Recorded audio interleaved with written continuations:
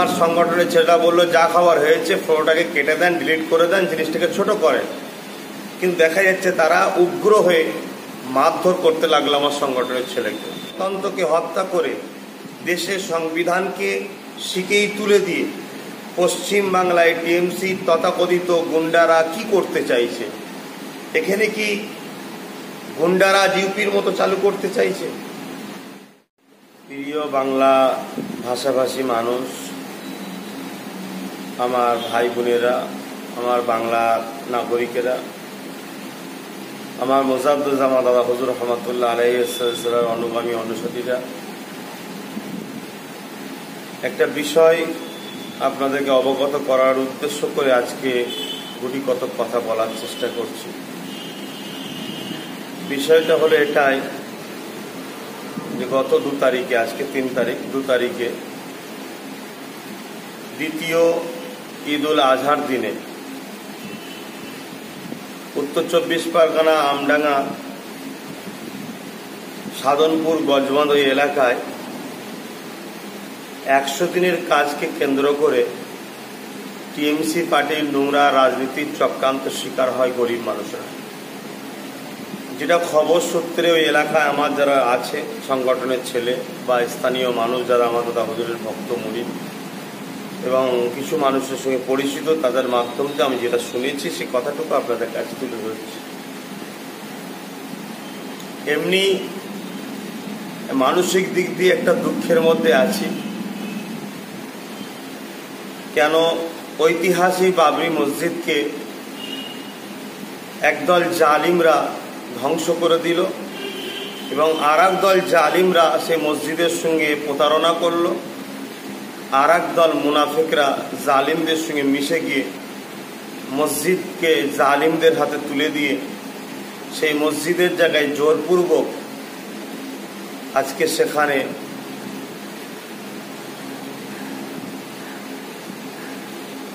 রাম মন্দির করার একটা ষড়যন্ত্র চালাচ্ছে। আল্লাহর কাছে সাহায্য চাই, আল্লাহ যেন এই জালিমদের ঘরে ধ্বংস করে, মসজিদকে আল্লাহ যেন ইনসাফ দেয়। এরকম একটা দুঃখের করুণ সময় 5 তারিখে এই খবরটা পাওয়ার পরে একটা মন মানসিকতা খারাপ। হঠাৎ করে 2 তারিখে আমার কাছে রাত্রিরে খবর এলো, তখন ওই সন্ধ্যা 7টার দিকে হবে, যে আমডাঙ্গায় একটা অঘটন ঘটছে। এটা আপনি খবর পেয়েছেন? আমি জানতে চাইলাম কি হয়েছে। তখন আমাকে জানানো হলো যে ওখানে একটা মানুষ 100 দিনের কাজ করতে গিয়েছিল, সেই মানুষটাকে জোর করে টিএমসি পার্টির পতাকা ধরানো হয়। সে মানুষটা কিছুতেই ধরতে চায় না, তাকে জোর করে ধরিয়ে এবং সেটাকে ফটো তুলে সোশ্যাল মিডিয়ায় ভাইরাল করে। তার ছেলে জানতে গেছে যে আমার আব্বাকে এরকম করলে কেন। এই জানতে যাওয়ার দরুন দেখা যাচ্ছে ওখানে টিএমসি যারা হারমাত বাহিনী আছে, গুন্ডা আছে, বদমাইশ আছে, তারা দেখায় ওই ছেলের ওপর চড়াও হয়, ছেলেটাকে মারধর করে। ছেলেটা এসে ফুটপাশে আহলে সুন্নাত ওয়াল জামাতের সংগঠনের ছেলেদের কাছে দ্বারস্থ হয় যে ভাই আমার ওপর এইভাবে অত্যাচার করেছে।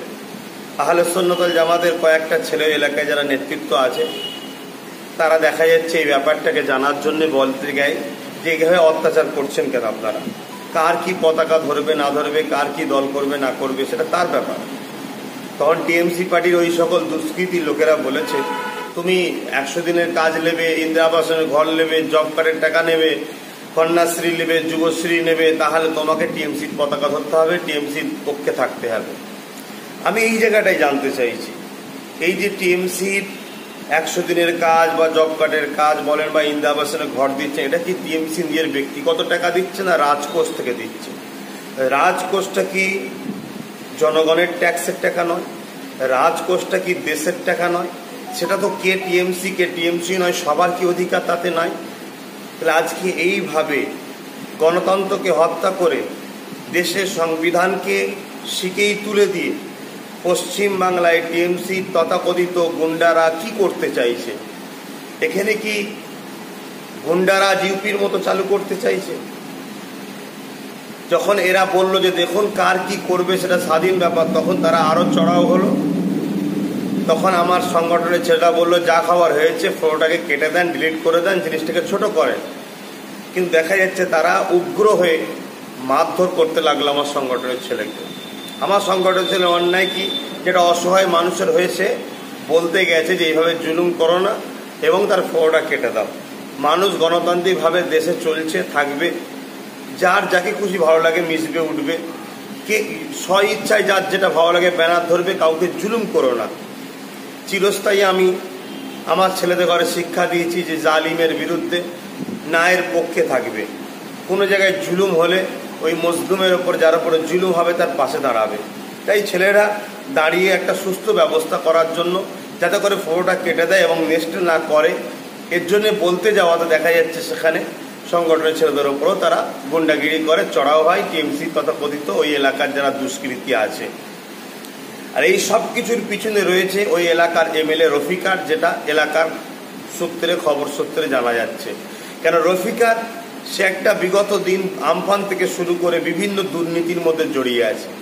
রফিকারের ওপরে মানুষের একটা আস্থা ভালোবাসা সরে যাচ্ছে। সেই সরে গিয়ে ওখানে আমার সংগঠনের পাশে দলে দলে মানুষ আসছে, একটা ব্যাপক ঐক্য তৈরি হয়। কয়েক হাজার মানুষ আজকে ওই এলাকায় ফুরফুরা আহলে সুন্নাত ওয়াল জামাতের পাশে এসে দাঁড়িয়েছে। এই যে বিশাল একটা ইউনিট হচ্ছে, রফিকার ভাবছে যে তাহলে আমার হয়তো 2021-এ ভোট ব্যাংকে ক্ষতি হতে পারে। তাই তার ষড়যন্ত্র হলো যে কোনো একটা বাহানায় পায়ের ওপরে পা দিয়ে ঝগড়া করে আহলে সুন্নাত ওয়াল জামাতের ছেলেদের করে সঙ্গে ঝগড়া করে একটা সংগঠনটাকে ওখানে ভাঙার একটা পরিকল্পনা। কারণ ইতিপূর্বে আমার কাছে খবর এসেছিল সংগঠন করার জন্য ওই ছেলেদের করে 100 দিনের কাজ দেওয়া হয়নি, বিভিন্ন সুযোগ সুবিধা দেওয়া হচ্ছে না। যখনই তারা চাইতে চাইছে একটাই কথা বলছে, তোদের আব্বাস সিদ্দিকী ভাইজানাকে চলে যান। কেন এটা কেন? আজকে আপনাকে তো 5 বছরের জন্য আনা হয়েছে মানুষের সেবা করার জন্য। বিরোধী থাকা গণতন্ত্র দেশে সংবিধান অনুযায়ী এ দেশে তো এটা সিস্টেম। তাহলে সেই জায়গায় দেখা যাচ্ছে তারা এইভাবে দীর্ঘদিন ধরে এই অত্যাচারটা করে আসছে। আমাকে বিভিন্ন জায়গাতে ফোন করে, ওই এলাকার বিভিন্ন জায়গা থেকে, আমি বলি দেখো সবর করো। এছাড়া অন্য জায়গা থেকেও ফোন করে, আমি সবর করো, ধৈর্য ধরো, সব ঠিক হয়ে যাবে। কেন এই জালিমরা, এদের হাতে ক্ষমতা আমরা দিয়েছি, এরা এখন আমাদের ঘরেই হত্যা করতে চাইছে, আমাদের ঘরেই মারতে চাইছে, এদের এটার পরিকল্পনা। সেই জায়গায় সবর করো, আস্তে আস্তে সব ঠিক হয়ে যাবে। কিন্তু আজকের যে বিষয়টা বলতে চাইছি, তখন দেখা যাচ্ছে তারা এইভাবে সংগঠন ছেলের উপর জুলুম করলো। তা এমন জুলুম করেছে যে এমন মারধর করেছে, সংগঠন ছেলেটা হসপিটালে ভর্তি হয়েছে। উপরন্তু দেখা যাচ্ছে ওই দিক দিয়ে আবার এমএলএ রফিকার থানাকে ফোন করে এবং লোক পাঠিয়ে খবর সূত্রে পাওয়া যাচ্ছে যাদেরকে মেরেছে সেই সংগঠনের ছেলেগুলোর নামে আবার কেস করে। ছেলেগুলো হসপিটাল থেকে যে চিকিৎসা করিয়ে সেখান থেকে ওষুধ টষুধ নিয়ে যখন তারা থানায় এসেছে এদের নামে কেস করার জন্য। কারণ আমি বারবার শিক্ষা দিয়েছি আইনকে হাতে নেবে না, কিছু হলে তোমরা থানায় যাবে।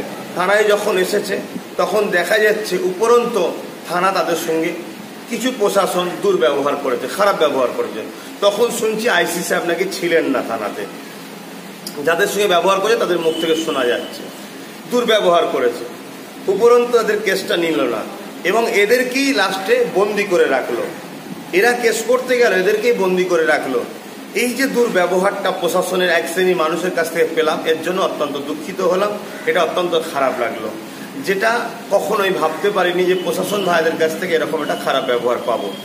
যাক, সেটা দেশের মানুষ আস্তে আস্তে জানছে। প্রশাসনদের ওপর থেকে মানুষের আস্তে আস্তে ভালোবাসা তাহলে উঠে যাবে, মানুষ আস্থা ভুলে যাবে। নিজেদের বাঁচার জন্য মানুষ নিজেদের রাস্তা তখন খুলে নেবে, তখন দেশের আইন শৃঙ্খলা খুবই খারাপের দিকে চলে যাবে। তো এই জায়গায় দাঁড়িয়ে থেকে তারপরে দেখা যাচ্ছে ওই থানার পাশে একটা, যখন এই ছেলেগুলোকে ধরে রেখে দেয় সংগঠনের ছেলেদের, এই খবরটা যখন চৌদিকে ছড়ে যায়, কিছু ছেলে তখন যায় থানাতে যে ওরা নির্দোষ, ওরা তো ওদের ঘরেই তো মারা হয়েছে, অতএব ওদেরকে ছেড়ে দিন। এই কথাটা যখন বলতে যায় তখন থানার পাশে একটা পার্টি অফিস আছে, সেই পার্টি অফিস থেকে দেখা যায় বোম চার্জ করা হয়, গুলি ছোড়া হয়, বিভিন্নভাবে অত্যাচার করা হয়। এই অত্যাচারে তখন ওই সময় র্যাপ নামানো হয়। সেই র্যাপের দিকে তো টিএমসি পার্টির লোকেরা এই অত্যাচার মানে ইট পাটকেল ছোড়ে, যাতে এলাকার পরিস্থিতিটা আরও খারাপ হয়, পার্টি সংগঠনের ছেলেদের যাতে বদনাম হয়, এই জন্যে তারা এই ষড়যন্ত্র করে। কেন কারো কপালে লিখা থাকে না কে টিএমসি, কে ফুরফুরা আহলে সুন্নাত, কে কী দল করে। কেউ ওই ভিড়ের মধ্যে কি করতে চাইছে বুঝে যায় না। কিন্তু আমার ওই এলাকায় যারা সাধারণ মানুষ আছে, দাদা হুজুরের সিলসিলা ভক্ত মুরিদ যারা না টিএমসি না আমার সংগঠনের সঙ্গে জড়িয়ে আছে, কিন্তু তাদের সাধারণ মানুষ তারা সেই সূত্রটা জানাচ্ছে যেটা সম্পূর্ণ আপনার সংগঠনের ছেলেদের ঘর একটা বদনাম করার টিএমসি পার্টির একটা ষড়যন্ত্র। তাহলে সেই জায়গায় দেখা যাচ্ছে উপরন্ত পুলিশ তখন ক্ষিপ্ত হয়ে আরও কিছু ছেলেকে ওখানে সামনে যাদেরকে পেয়েছে তাদেরকে তুলেছে। এটা পুলিশের কাজ, পুলিশ এলাকা নিয়ন্ত্রণ করার জন্য মানুষকে তুলবে, মানুষকে ভয় দেখাবে। পরে সেটা পুলিশের সঙ্গে আমার সংগঠনের যারা মহকুমার দায়িত্বে আছে বা নেতৃত্ব যারা আছে আলোচনা করে রাত্রি তাদেরকে ছাড়িয়ে নিয়ে আসা হয়। পুলিশ ব্যাপারটা বুঝেছে, কিন্তু আমি যেটা বোঝাতে চাইছি সেটা হলো এটাই যে আজকে টিএমসি পার্টি তারা নিজেরাই একটা দল ঝগড়া করবে, আর একটা দল কেস করবে, যাদেরকে মারবে তাদের নামেই কেস করবে, আবার দেখা যাবে তারাই রোড অবরোধ করবে, তারাই পুলিশকে মারধর করবে, উপরন্ত দেখা যাবে নিরীহ মানুষের ওপরেই আবার কেস হবে, নিরীহ মানুষের ওপরে জুলুম হবে, নিরীহ মানুষকে ফাঁসাতে থাকবে। আর একটা কথা এখানে বলি যে আজকে এই সময় পত্রিকা দেখছিলাম সোশ্যাল মিডিয়াতে, একটা আমার কাছে লিঙ্ক দিয়েছে একজন, দেখছিলাম এই সময় পত্রিকাতে একটা কথা, মুকাদ্দাস বলে নাম, আমি জানি না যে ছেলেটার বাবাকে করে তার ছেলের নাম মুকাদ্দাসকে আমি জানি না, যাক সেই মুকাদ্দাস নাকি সে টিএমসির ওই বিজেপির ওই এলাকায় নেতা এবং সে নাকি আমার সংগঠনের একজন ওখানে সমর্থক। আমার জানা নাই ব্যাপারটা, সেটা ওখানকার নেতৃত্ব যারা বলতে পারবে। তবে এতটুকু আমি জানতে চাইছি এই সম্পূর্ণর পিছনে একটা পতাকা জোর করে ধরানোর জন্য একটা সমস্যা এই জিনিসটা হলো, এবং এর পিছনে এমএলএর অধিকার রয়েছে। কিন্তু আজকে মিডিয়া যদি এইভাবে খবরগুলোকে বিকৃত করে তাহলে এই মিডিয়ার ওপরও মানুষের আস্থা উঠে যাবে। সবচেয়ে বড় কথা আজকে আমারও আস্থা উঠে গেল। এই জায়গায় আমি মানুষকে বুঝাবো যে গরিবদের ঘরে অসহায়দের উপরে, মানুষের উপরে, গরিব মানুষের উপরে, অসহায় মানুষের উপরে যে জুলুম আজকে বাংলায় চলছে, এটা বাংলার মানুষ বুঝতে আপনাদের তো বাকি নাই। এই জায়গায় আপনারা কিন্তু বিচ্ছিন্ন হয়ে ছোট ছোট হয়ে না থেকে সমস্ত মানুষ এখন যে গুন্ডাগিরি রাজত্ব চলছে, একদল গুন্ডারা যে গুন্ডাগিরি করছে, এদের বিরুদ্ধে সবাই মিলে এক হয়ে সজাগ হন, এইটাই আমি আশা রাখবো। আর আমার সংগঠনের ছেলেদেরকে আবার অনুরোধ করব, একটু সবর করো, তোমাদের উপর জুলুম হচ্ছে জানি, অত্যাচার হচ্ছে জানি, একটু ধৈর্য ধরো, একটু অপেক্ষা করো, ইনশাল্লাহ জালিমদের ঘরে আল্লাহ ধ্বংস করবেন। জীবনের বড় বড় সমস্যার সমাধান পেতে আজই চলে আসুন বড় পীর সাহেবের তদবিরখানায়। এখানে জিন, ঘর বন্ধ, প্রেমে ব্যর্থ, চাকরি, বিবাহ, স্বামী স্ত্রী অশান্তি, জাদু কাটানো, ভুল বকা সহ বিভিন্ন রোগের গ্যারান্টি সহকারে চিকিৎসা করা হয়। এছাড়া বাত, সুগার, থাইরয়েড, হাঁপানি, গ্যাস্ট্রিক সহ পুরুষ ও মহিলাদের সমস্ত গোপন রোগের চিকিৎসা করা হয়। বিস্তারিত জানতে কল করুন 7797483639 নম্বরে।